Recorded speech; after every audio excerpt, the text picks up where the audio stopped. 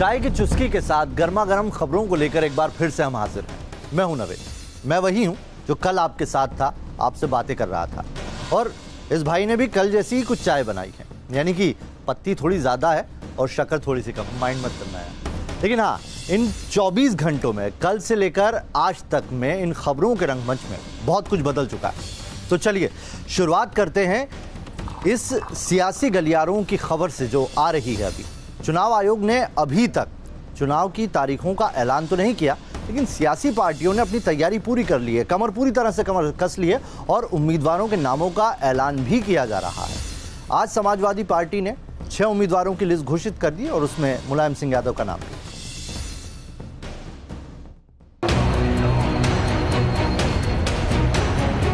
Samajwadi party ने उत्तर प्रदेश की 6 सीटों पर उम्मीदवारों का ऐलान किया, जिसके साथ ही ये सस्पेंस खत्म हो गया है कि मुलायम सिंह चुनाव लड़ेंगे और अपने बेटे की पार्टी यानी समाजवादी पार्टी से ही लड़ेंगे, भाई शिवपाल की पार्टी से नहीं। यादव परिवार का गढ़ कही जाने वाली सीट मैनपुरी से मुलायम सिंह यादव को उम्मीदवार बनाया गया है, जहां से वो कभी चुनाव नहीं हारे। मुलायम सिंह यादव 2014 के लोकसभा चुनाव में मैनपुरी और आजमगढ़ सीट से चुनाव जीते थे, लेकिन बाद में उन्होंने मैनपुरी सीट छोड़ दी थी और उपचुनाव में उनके भाई के बेटे तेज प्रताप यादव सांसद बने। इस लिहाज से मैनपुरी सीट मुलायम ने अपने परिवार के पास ही रखी। मैनपुरी सीट पर करीब 35% यादव वोट है, जिनका समर्थन परंपरागत रूप से समाजवादी पार्टी को मिलता है, इसलिए यहाँ से मुलायम की जीत के पूरे आसार हैं। मुलायम के अलावा अपनी पहली लिस्ट में समाजवादी पार्टी ने यादव परिवार के 2 और सदस्यों को टिकट दिया। बदायूं से धर्मेंद्र यादव और फिरोजाबाद से अक्षय यादव को उम्मीदवार बनाया गया है। इसके अलावा 3 आरक्षित सीटों पर भी उम्मीदवार घोषित किए गए हैं। इटावा से कमलेश कठेरिया और रॉबर्ट्सगंज से भाईलाल कोल और बहराइच से शब्बीर वाल्मीकि को उम्मीदवार बनाया गया है।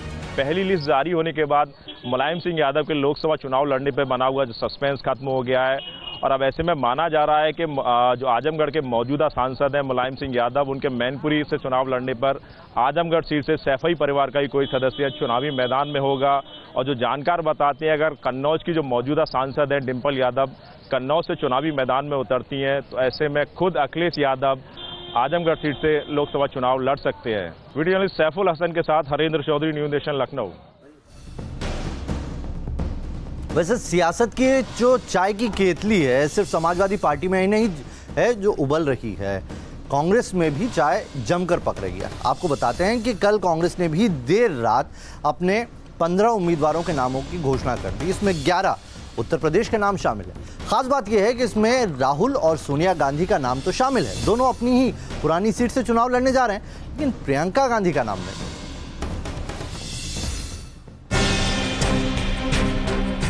2019 के लोकसभा चुनाव के लिए कांग्रेस ने कमर कस ली है। दिल्ली में कांग्रेस चुनाव समिति की मैराथन बैठक के बाद 15 उम्मीदवारों की पहली लिस्ट जारी कर दी गई। कांग्रेस की पहली लिस्ट में गुजरात से 4 और यूपी से 11 उम्मीदवारों के नाम शामिल हैं।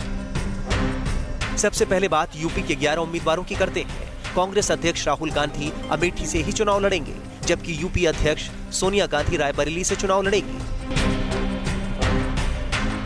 ऐसे कयास लगाए जा रहे थे कि प्रियंका गांधी अपनी मां सोनिया गांधी की जगह रायबरेली से चुनाव लड़ सकती हैं, लेकिन इस सीट के बाद तस्वीर साफ हो गई है। सहारनपुर लोकसभा सीट की बात करें तो कांग्रेस ने इमरान मसूद को अपना उम्मीदवार बनाया है, जबकि बदायूं से सलीम इकबाल शेरवानी कांग्रेस उम्मीदवार होंगे।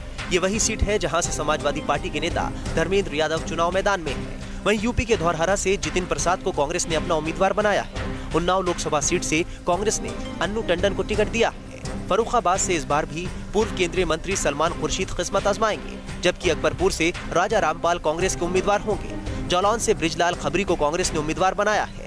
वहीं फैजाबाद से निर्मल खत्री कांग्रेस उम्मीदवार होंगे। कुशीनगर से पूर्व केंद्रीय मंत्री आरपीएन सिंह चुनावी अखाड़े में उतरेंगे। बता दें कि कांग्रेस यूपी की 80 लोकसभा सीटों पर अपने दम पर चुनाव लड़ने का ऐलान कर चुकी है। प्रियंका गांधी के भरोसे कांग्रेस यूपी में अपनी खोई हुई जमीन वापस पाना चाहती है। देखिए, जो हमारी मजबूत सीटें थी उसमें से कुछ एक की लिस्ट जारी की है उत्तर प्रदेश में, और बाकी भी लिस्ट जारी होगी। 80 सीटों पे हम अपना लड़के और मजबूती के साथ में, बहुमत के साथ में आएंगे जीत कर। कांग्रेस की पहली लिस्ट में गुजरात से भी 4 लोकसभा उम्मीदवारों के नाम शामिल हैं। गुजरात कांग्रेस के अध्यक्ष भरत सिंह सोलंकी को आनंद सीट से उम्मीदवार बनाया गया है, जबकि प्रशांत पटेल वडोदरा सीट से कांग्रेस के उम्मीदवार होंगे। वहीं रंजीत मोहन सिंह छोटा उदयपुर सीट से चुनाव मैदान में होंगे। राजू परमार को अहमदाबाद वेस्ट सीट से उतारा गया है।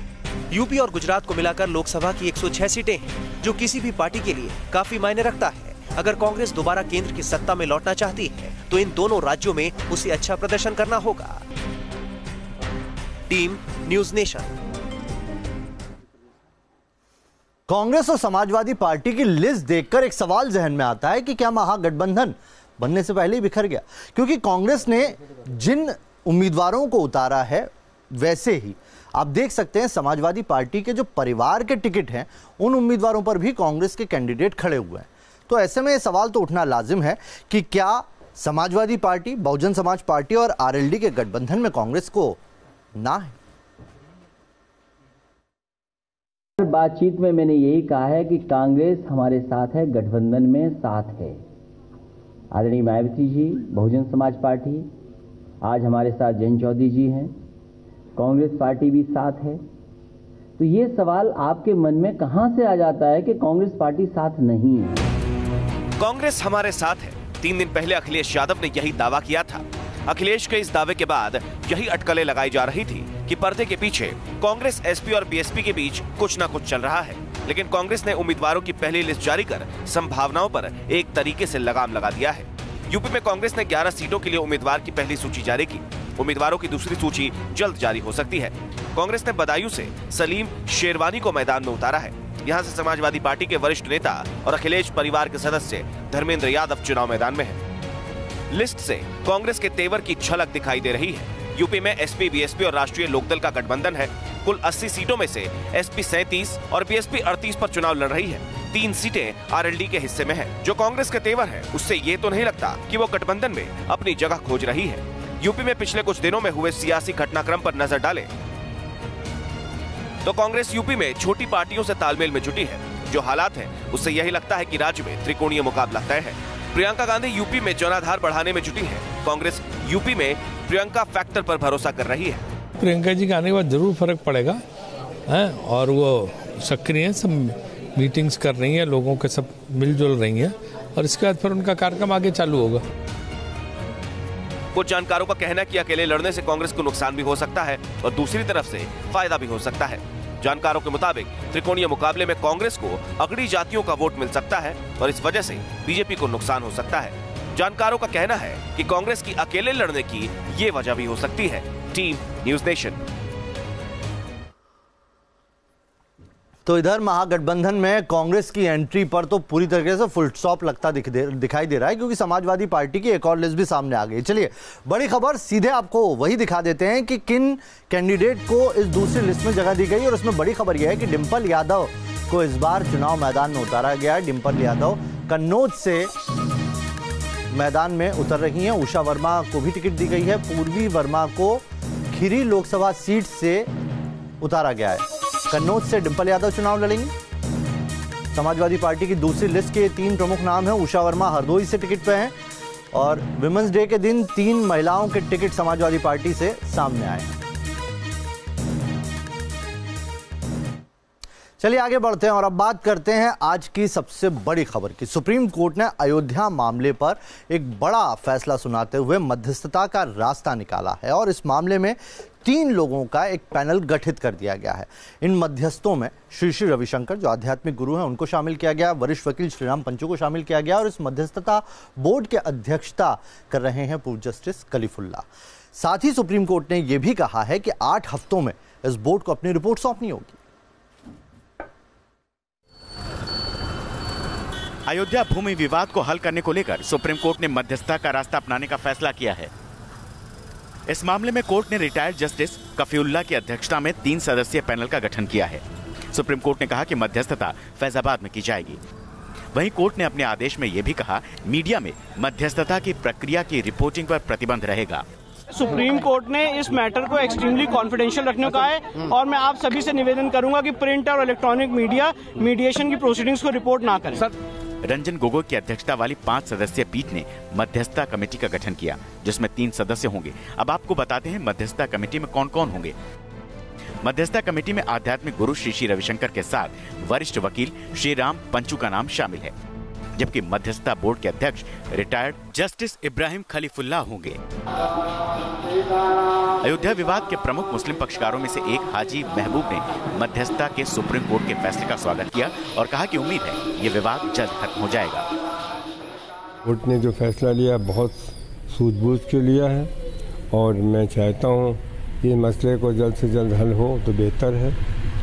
और जो इसमें मीडिएशन है जिनका नाम लिया गया है, मेरे ख्याल से वो एक सुलझे हुए इंसान है और मुझे उम्मीद है इस मसले को ज़्यादातर मेरी यही कोशिश रहेगी कि इस मसले को हल कर लिया जाए तो बेहतर है और मुल्क बच जाए। उधर राम मंदिर केस में पक्षकार महंत धर्मदास ने भी सुप्रीम कोर्ट के फैसले का स्वागत किया, तो बाबरी मस्जिद एक्शन कमेटी के वकील जफरयाब जिलानी ने भी सुप्रीम कोर्ट के फैसले पर संतोष जताया। मध्यस्थता के रूप में कुछ लोगों का नाम किया है, वो आकर के यहाँ बैठक होगी सभी पक्षकारों के बीच में और पक्षकारों की बात सुनी जाएगी। फिर उसके बाद में जो निर्णय हो जाएगा वही कोर्ट उसको डिसाइड करेगा। हम पहले ही बात कर चुके हैं, अगर मीडिएशन की कोई एफर्ट होगी तो उसमें हम कोऑपरेट करेंगे। अब बाकी जो कुछ हमको कहना होगा वो मीडिएशन पैनल के सामने ही कहेंगे, मीडिया में या बाहर कुछ नहीं कहेंगे। गौर करने वाली बात यह है कि सुप्रीम कोर्ट ने कहा कि मध्यस्थता की प्रक्रिया की शुरुआत 4 हफ्ते में शुरू होनी चाहिए और 8 हफ्ते के अंदर ये पूरी हो जानी चाहिए। Team news nation. तो चलिए जानते हैं कि आखिर सुप्रीम कोर्ट के इस मध्यस्थता वाले रास्ते पर पक्षकारों का क्या कहना है। अगर लोग तैयार हैं तो हम बात करेंगे, अगर ये मामला निपट जा रहा तो बड़ा बेहतर है। हम तो ये चाहते हैं, इससे राजनीति करना नहीं चाहते, हमें चाहते हैं फैसला होना चाहिए। उम्मीदें तो बड़ी हुई हैं, अगर ये जो है लोग मान लेते हैं तो हो जाएगा।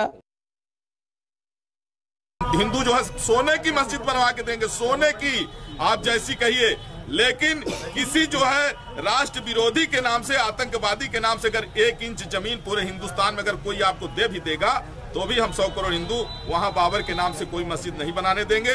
अगर मध्यस्थता होती है तो इसको ध्यान में रखते हुए होगी। ये हमने भी अभी एयरपोर्ट में ही सुना था ये बात, अभी देखते हैं ये देश के लिए अच्छा होगा, मीडिएशन से ही भला बनेगा। सर, इसके अलावा ओवैसी ने एक बयान दे रखा है कि आपको जो सदस्य बनाया है उसमें उन्होंने सवाल खड़े किए हैं, क्या कहेंगे सर? वो मैं अभी देखूंगा। चुनाव से पहले प्रधानमंत्री नरेंद्र मोदी आज अपने चुनावी क्षेत्र काशी पहुंचे, जहां पर उन्होंने काशी के लोगों को ढेर सारी सौगातें दी। काशी विश्वनाथ के दर पर पीएम मोदी ने किया बाबा विश्वनाथ का अभिषेक और इसके बाद उतारी आरती और फिर लगाए हर हर महादेव के नारे। हर हर महादेव। लोकसभा चुनाव की आहट के बीच पीएम मोदी आज अपने संसदीय क्षेत्र वाराणसी पहुंचे, तो सबसे पहले उन्होंने बाबा विश्वनाथ के दरबार में माथा टेका और करीब आधे घंटे तक बाबा विश्वनाथ की पूजा अर्चना की। इस दौरान पीएम मोदी के साथ उत्तर प्रदेश के मुख्यमंत्री योगी आदित्यनाथ और राज्यपाल राम नाईक भी मौजूद रहे। विधि विधान से पूजा अर्चना करने के बाद पीएम मोदी ने अपने dream project Kashi Vishwanath corridor का शिलान्यास किया। वैदिक मंत्रोच्चारण के बीच ओम नमः शिवाय लिखी 5 शिलाओं की पूजा कर पीएम मोदी ने काशी विश्वनाथ कॉरिडोर प्रोजेक्ट के लिए भूमि पूजन किया, तो वहीं अपने हाथों से फावड़ा चलाकर काशी विश्वनाथ कॉरिडोर की नींव रखी। इसके बाद मोदी ने कहा, आज मुक्ति का पर्व है। 250-250 साल के बाद शायद इस परमात्मा ने मेरे ही नसीब में लिखा था इस कार्य के लिए। एक प्रकार से ये भोले बाबा की मुक्ति का पर्व है कि ऐसे जकड़ा हुआ था हमारा बाबा, चारों तरफ दीवारों में फंसा हुआ था, शायद पता नहीं कितनी सदियों तक सांस लेने भी दिक्कत रही होगी। इस कॉरिडोर के जरिए काशी विश्वनाथ मंदिर का 39,000 वर्ग मीटर में विस्तार किया जाएगा और ये कॉरिडोर बाबा विश्वनाथ मंदिर से शुरू होकर गंगा किनारे घाट तक जाएगा। इस कॉरिडोर को लेकर काफी विवाद रहा है, इसके बावजूद प्रधानमंत्री ने इस कॉरिडोर को आगे बढ़ाया। अब मां गंगा के साथ भोले बाबा का सीधा संबंध जोड़ दिया है। गंगा से हम सीधे स्नान करके भोले बाबा के चरणों में आकर के सर झुका सकते हैं। ये धाम हमें मां गंगा से जोड़ेगा। पीएम मोदी ने कहा कि सदियों से बाबा काशी विश्वनाथ का मंदिर दुश्मनों के निशाने पर रहा और ध्वस्त हुआ, लेकिन यहाँ की आस्था ने इसे पुनर्जीवित किया। बाबा विश्वनाथ के दरबार से काशी की जनता को संबोधित करने के बाद पीएम मोदी ने हर हर महादेव के उद्घोष से अपने संबोधन को खत्म किया।